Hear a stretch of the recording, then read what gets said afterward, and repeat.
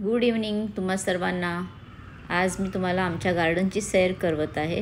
जरा हवा छान सुटली आहे, या गरमीमध्ये खूप छान वाटते, म्हणून तुम्हाला आमची गार्डन दाखवत आहे। ही आहे आमच्या सोसायटीची गार्डन, जिथे मी आता सध्या फिरत आहे आणि थंड हवा सुटली आहे। या गरमीत खूप छान वाटतंय। तर अशी आहे आमची गार्डन। इथे आहे लिंबाचे झाड आणि हे सर्व बघायला छान वाटते। तर आज मी तुम्हाला दाखवणार आहे मेथी आणि पालकचं चिकन, जे गरमीमध्ये पटापट करू शकतो। तर इथे या रेसिपीसाठी मी 500 ग्रॅम ड्रमस्टिक्स वापरले आहेत। तुम्ही चिकन करी पीसेस ही वापरू शकता। मी 2 मोठे कांदे बारीक चिरून इथे फ्राय करायला घातले आहेत मोठ्या गॅसवर।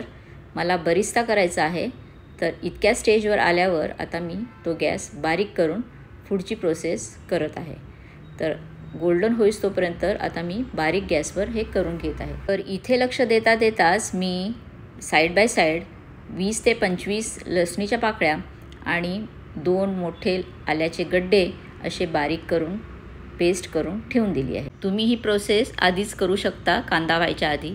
तर माझा कांदा आता झालेला आहे आणि मी हा असा पसरावून ठेवून देत आहे आणि मग थंड झाला की तो मी मिक्सरमध्ये घालून वाटून घेणार आहे। तर आता पाण्याचा वापर करून आलं लसणीची केलेली ही पेस्ट मी कांद्याच्याच तेलात आता परतवून घेत आहे।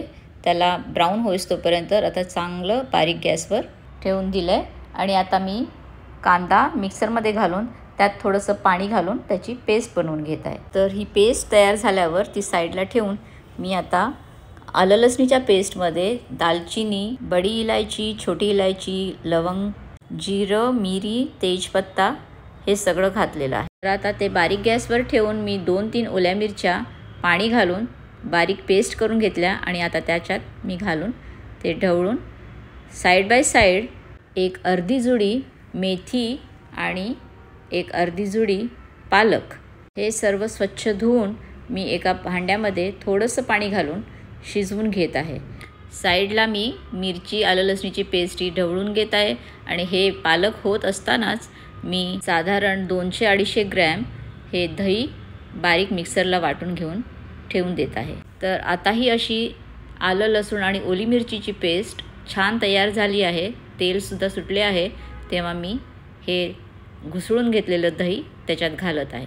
तर त्याला आता मंद गॅसवर एकदा ढवळून घेतल्यावर 2 ते 3 चमचे मिरची पावडर, मग अर्धा चमचा हळद, 1 चमचाभर किचन किंग मसाला, तुम्ही कुठचाही मसाला वापरू शकतात, आणि मीठ असं घालून त्याला बारीक गॅसवर मी छानसं ढवळत असं तेल सुटेस तोपर्यंत त्याला एक 5 ते 10 मिनटं लागतात।